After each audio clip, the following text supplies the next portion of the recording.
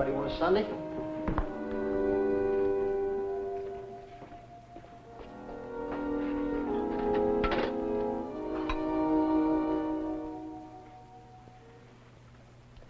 I'm sorry, old buddy, I don't recollect the name.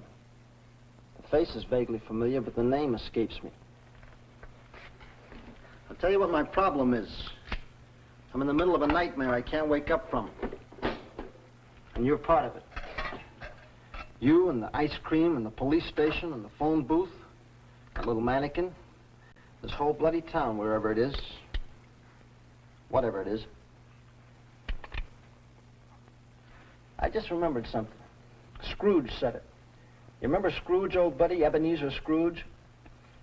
That's what he said to that ghost, Jacob Marley. He said, you may be an undigested bit of beef, a crumb of cheese, a blot of mustard, a fragment of an undone potato. But there's more of gravy than of grave about you. You see, that's what you are. You're what I had for dinner last night. You must be. But now I've had it, I'd like to wake up. I'd like to wake up now. If I can't wake up, at least I'd like to find somebody to talk to.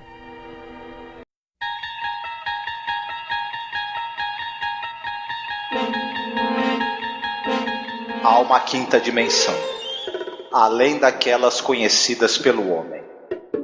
É uma dimensão tão vasta quanto o espaço, e tão desprovida de tempo quanto o infinito. É uma zona intermediária entre a luz e a sombra, entre a ciência e a superstição. E se encontra entre o abismo dos temores do homem e o cume dos seus conhecimentos. É uma dimensão da fantasia, uma região além da imaginação.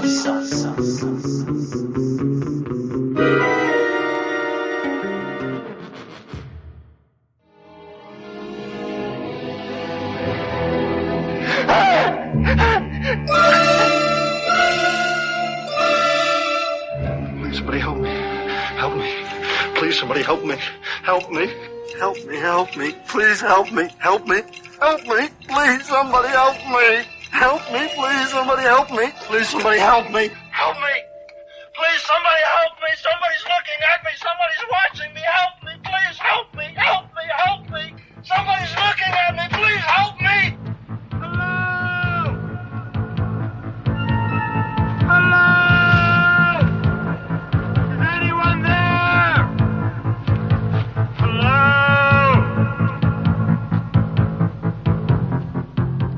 Olá, seja bem-vindo à nossa Zona do Crepúsculo. Eu sou a Angélica. Eu sou o Marcos. E eu sou Alexandre Nerdmaster do Paranerd. Olá, Alexandre, seja muito bem-vindo ao nosso podcast. A gente já estava marcando essa gravação faz algum tempo e é uma felicidade muito grande, viu? Ter você por aqui. Ninguém precisa nem saber que eu fiquei enchendo teu saco durante 2 meses pra vir participar aqui, né? Porque chato do jeito que eu sou, né? Não, não fala isso. Imagina. Você não é chato de jeito nenhum, meu amigo. De jeito nenhum. É um prazer muito grande ter você por aqui, né, Marcos? Com certeza.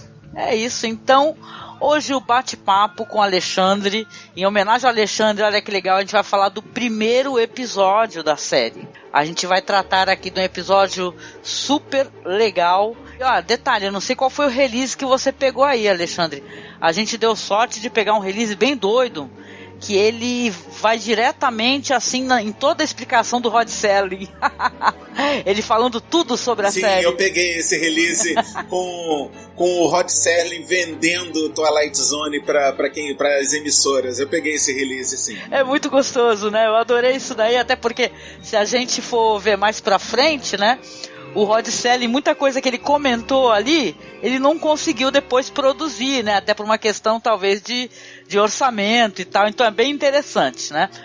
Ah, mas felizmente ele conseguiu produzir o Lonely Man, pelo menos, que aquele episódio foi muito bom, cara. Eu adorei, inclusive, o episódio de vocês sobre The Lonely Man. Muito legal. Eu adorei também o episódio, a discussão. Eu gostei demais. Mas a gente vai falar hoje do episódio número 1.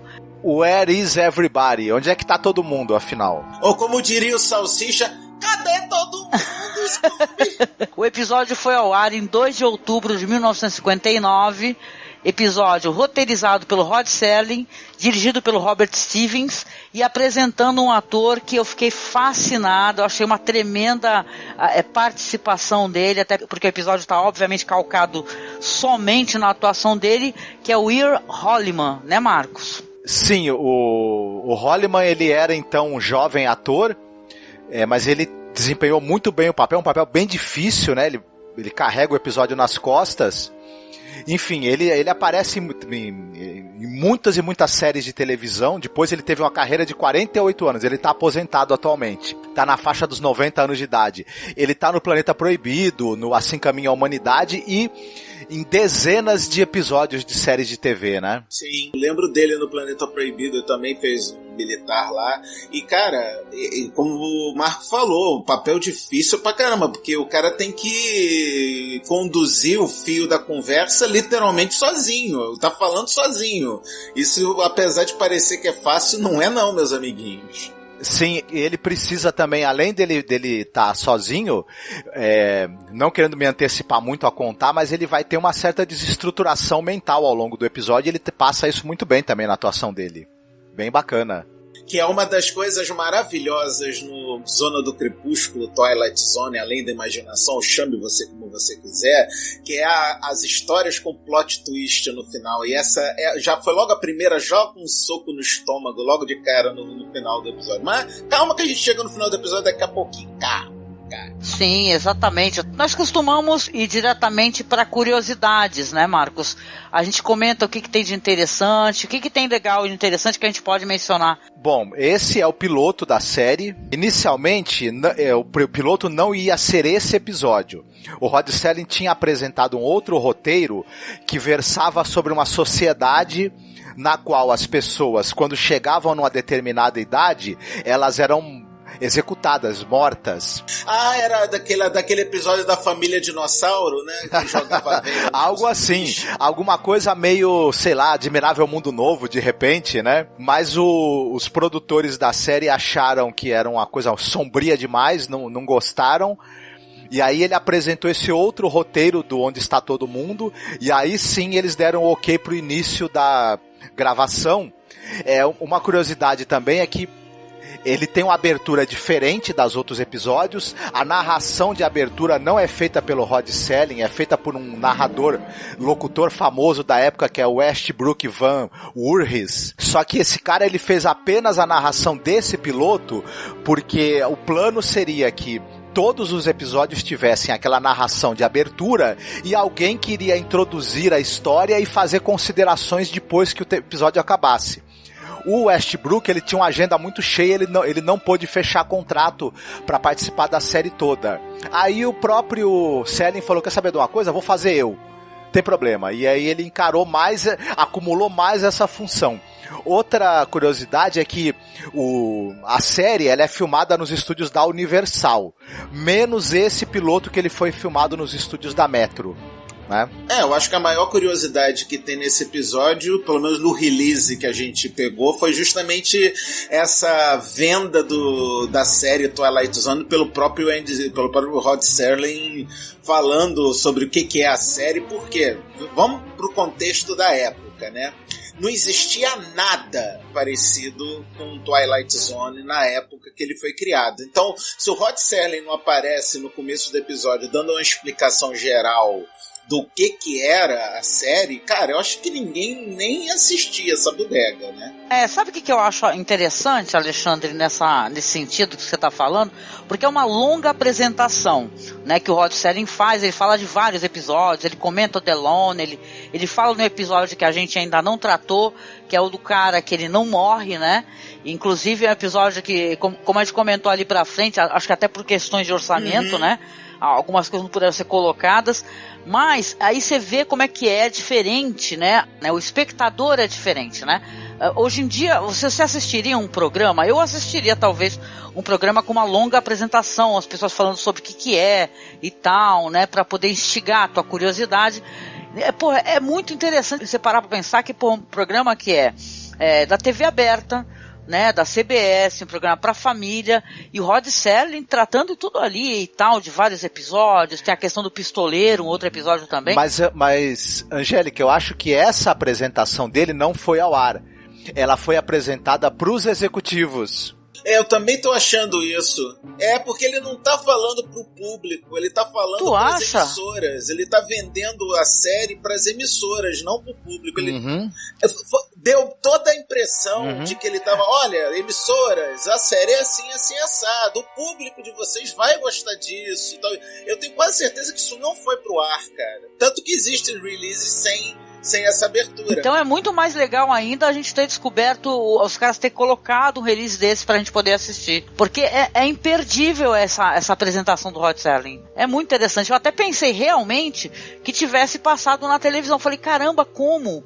Né, e tal. Tanto que o episódio, se você for parar pra pensar, esse release que a gente assistiu, não tem aquela narração que costuma ter nos episódios, mostrando já cenas, esse é fulano de tal, blá blá blá, blá blá blá. É uma coisa que já entra meio que direto.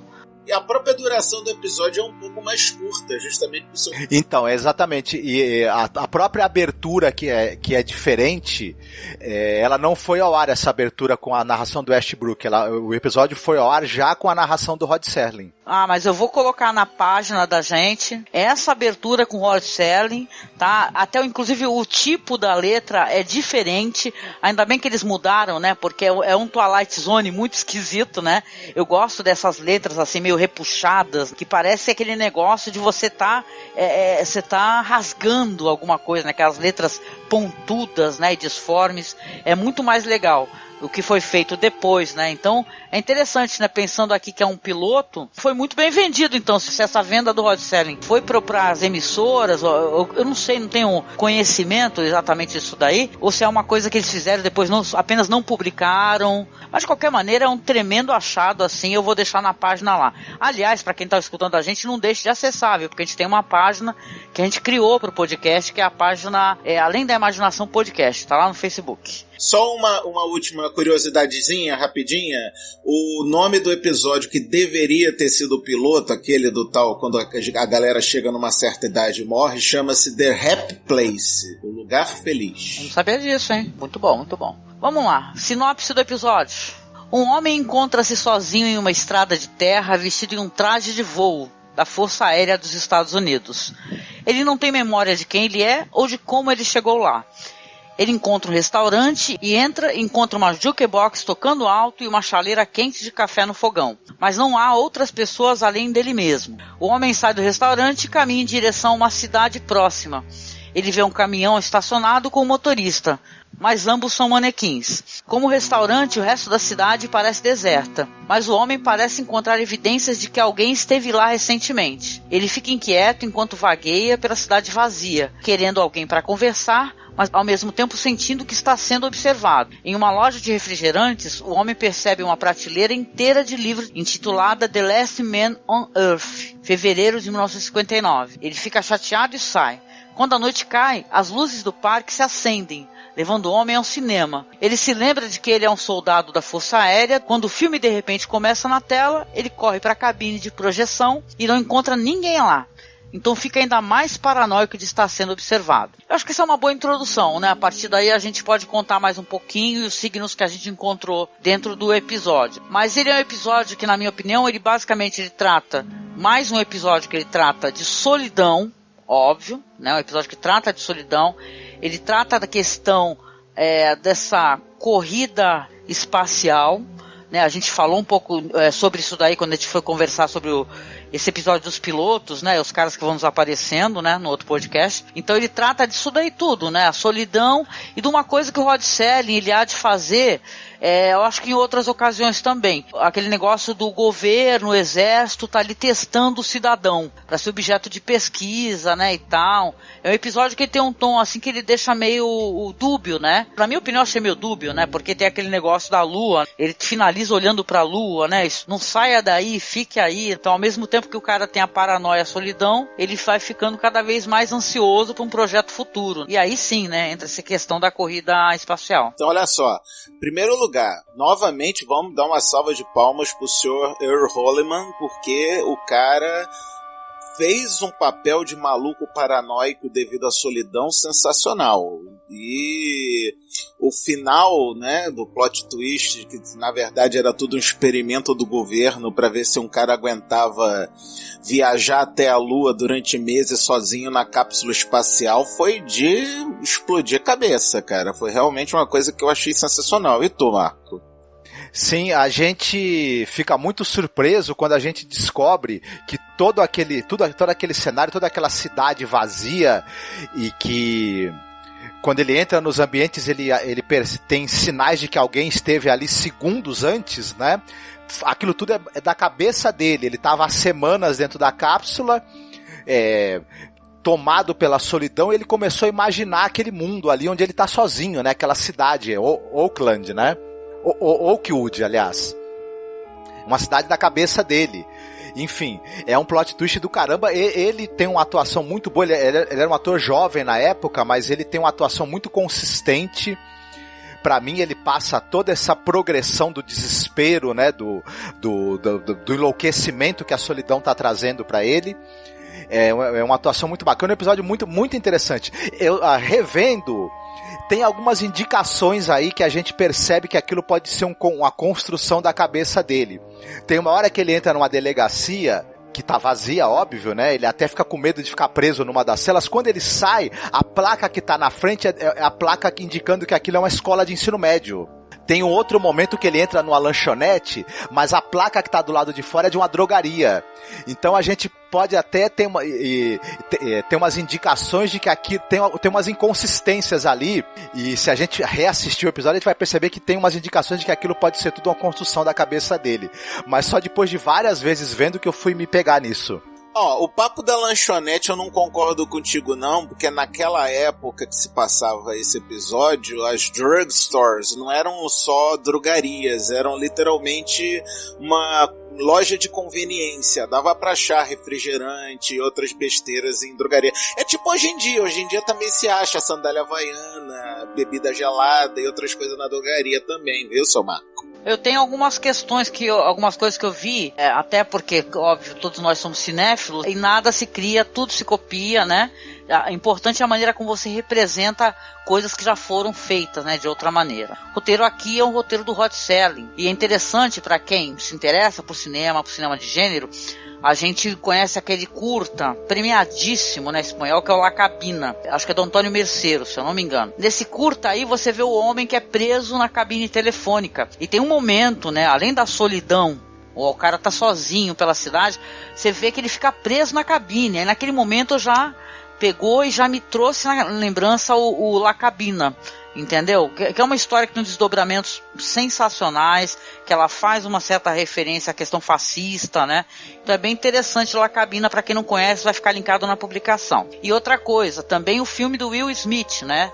Já aparece o livro na livraria, né? No momento que ele tá rodando lá aquelas estantes, não sei qual é o nome daquilo, Marcos, tu é livreiro, qual é o nome daquilo? É um expositor. Que roda. Uma gôndola.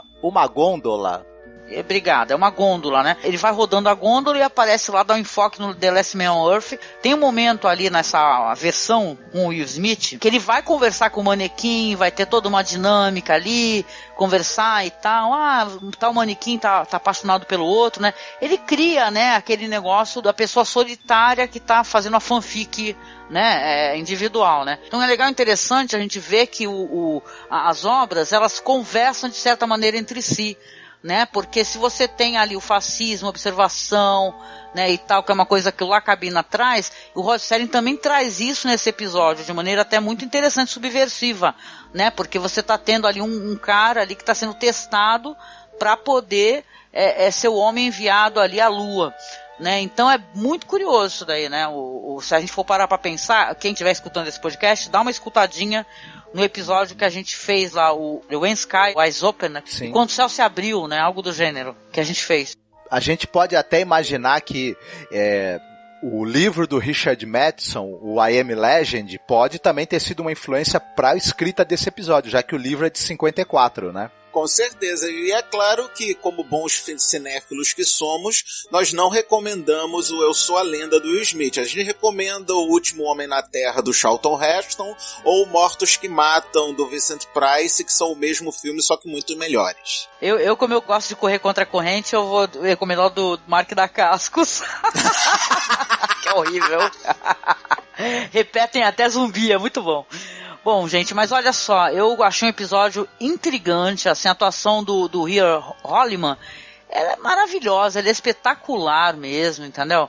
É um episódio que esse negócio que o Marcos falou, dos lugares, né, como é uma construção mental, você vê que é um cara que tá confuso e tal, realmente tem um momento onde ele sai, acho que do primeiro lugar, aparece nas costas dele um local, e depois vai se alterando, sabe?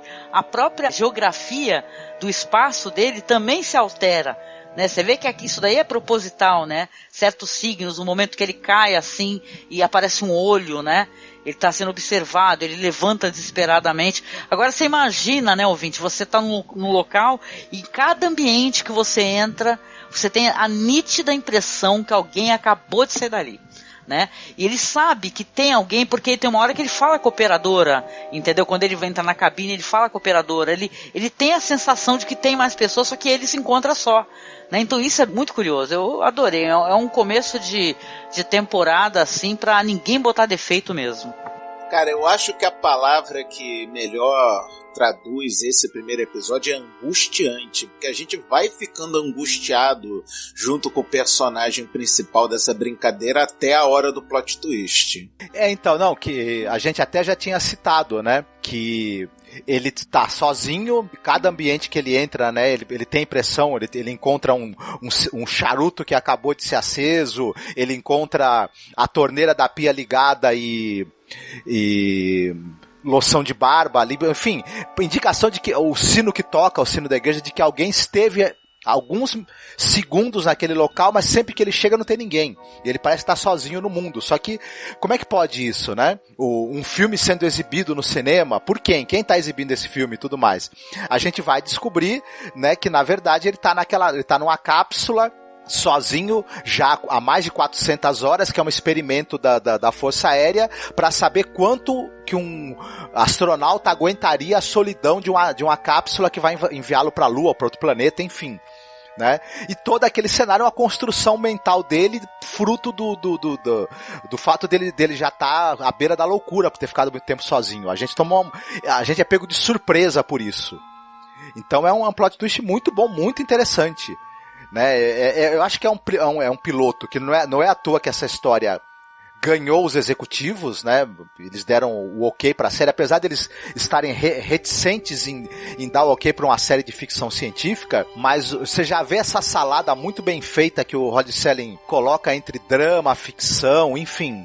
As características que a série vai ter pra frente, que é um roteiro muito bem escrito, com muitas vezes um plot twist muito bem colocado, foco para um personagem que é sempre um ator muito bom que acaba carregando, sendo o foco da história. Isso em quase todos os episódios você vai ver isso. Até por conta de serem episódios curtos, você tem que ter um foco muito claro na narrativa. É importante isso. Então eu achei uma coisa muito impactante, muito impressionante pra época. Até porque, como vocês falaram, não tinha nada parecido. Você tinha os dramas que eram feitos ao vivo, né, como Playhouse 90, por exemplo, mas algo como isso não tinha sido visto na TV ainda. Então imagina o impacto das pessoas em 1959, quando elas viram isso, né? Até porque tinha um burburinho sobre uma possível ida do homem à Lua daí a pouco tempo. As pessoas, elas intuíam na cabeça delas qual seria as dificuldades que um astronauta ia ter, que impacto psicológico e físico essa viagem poderia ter. Você estava naquela coisa da disputa ali na Guerra Fria. Todo esse zeitgeist está muito bem colocado dentro do episódio, né? Cara, você tem que entender uma coisa, não é fácil ficar quase 600 horas preso no raio de uma caixa de aço, né? Então eu dou toda a razão pro seu Mike Ferris ficar maluco. Ele pode ficar o maluco o quanto ele quiser. Hoje, com celular e Netflix, estava resolvido esse problema, né? O Netflix paga nós, tá? por favor. Olha só, algumas curiosidades aqui que a gente deixou de colocar, só que eu acabei de localizar, achei interessante. A Praça da Cidade depois foi utilizada para o filme De Volta ao Futuro, de 1985, e parece que esse personagem aí ia ser interpretado pelo Tony Curtis, né? Só que ele queria muita grana, aí não rolou. Ah, que bom, eu preferi o Earl Holliman mesmo, ficou melhor. Também, o Rod Serling, posteriormente, ele publicou uma antologia de textos que são esses episódios transformados em novelas. E um dos episódios que acabou ganhando uma novelização foi esse. Então, eu não sei se foi publicado isso no Brasil, eu não saberia dizer, mas seria interessante dar uma lida nesses textos em que os episódios foram transformados de roteiro de televisão para novela. Deve ser uma leitura bem bacana. Ah, muito legal. Gente, vamos aqui então para a hora das recomendações. Vamos recomendar aqui alguma produção que tenha referência com o episódio que a gente assistiu, para deixar mais algum conteúdo? Quer começar, Alexandre? Bom, em homenagem a esse clima de solidão e desespero e angústia, por que não dizer, eu quero recomendar da obra do mestre Jorge A. Romero, Dia dos Mortos. Que a abertura do Dia dos Mortos, todos vocês conhecem, aquelas famosas Hello? Is anybody here? Hello? Cara, é tão angustiante quanto esse episódio do Onde é que tá todo mundo, né? E também, voltado para essa brincadeira, a banda fictícia Gorillaz pegou justamente esse comecinho do Dia dos Mortos e transformou numa música que eu particularmente adoro muito, que é A1H1, ou A1H1. Quem quiser, então, ouça essa música, veja esse filme e sejam felizes. Eu volto a dizer, eu recomendo Last Man on Earth, eu recomendo Mortos que Matam, mas eu não recomendo Eu Sou a Lenda. Muito obrigado. Até recomendo Marcos da Castro, mas esse aí não.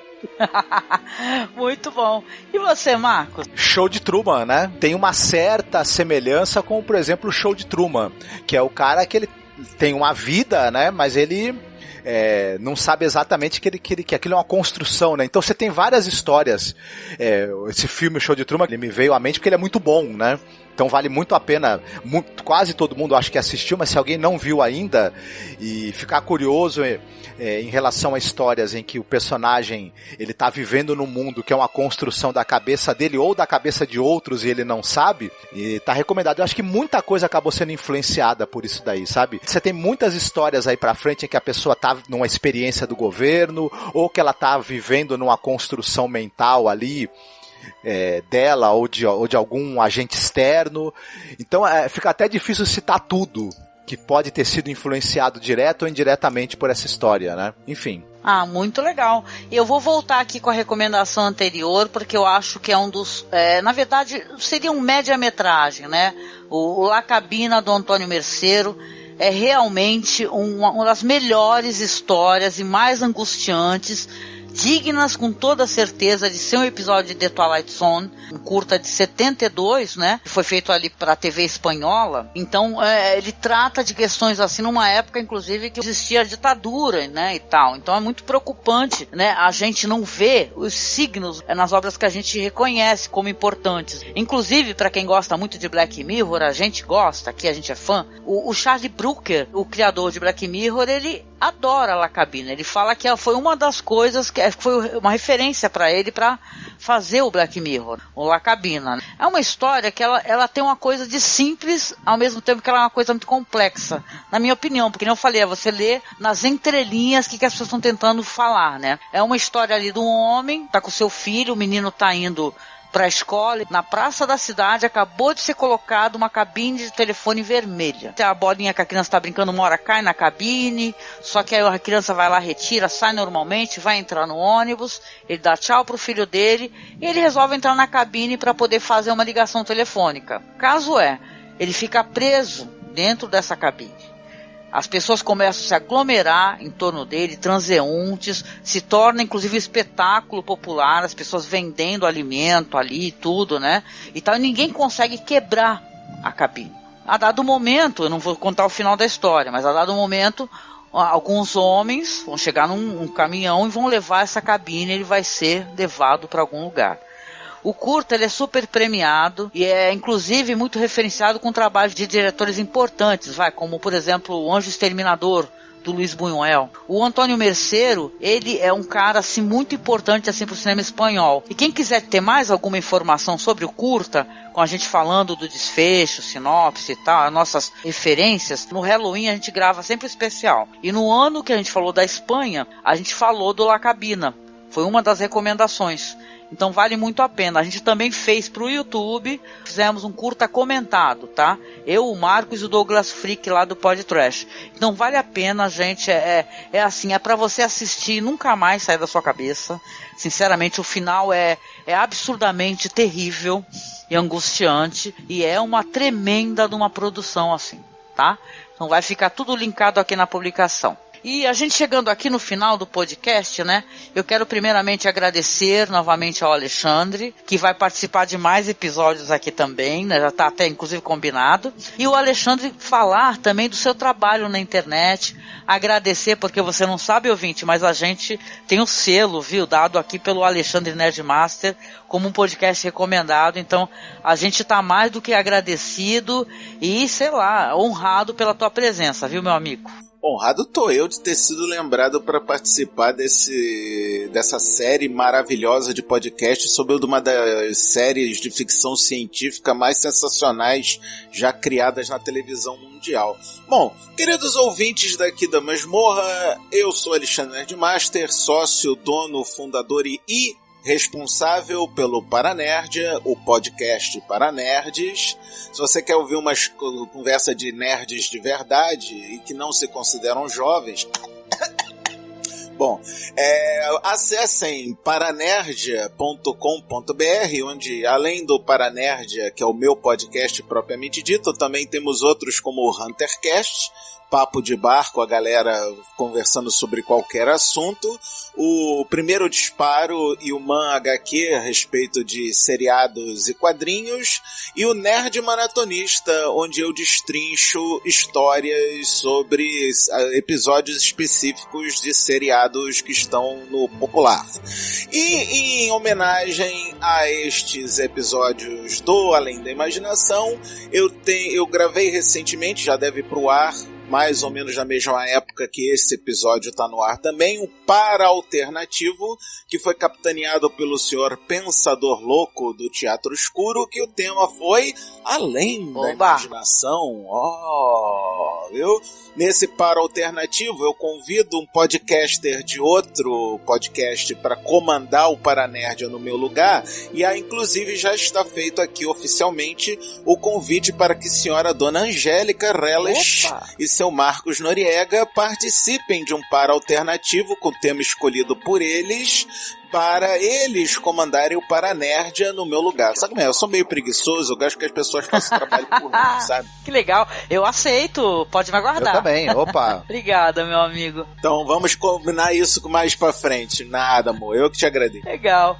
E chegando aqui nesse podcast terrivelmente solitário e angustiante, saindo da nossa zona do crepúsculo, eu pergunto aqui ao meu colaborador, né? E aí, Marcos? Pra falar pro pessoal no final do podcast.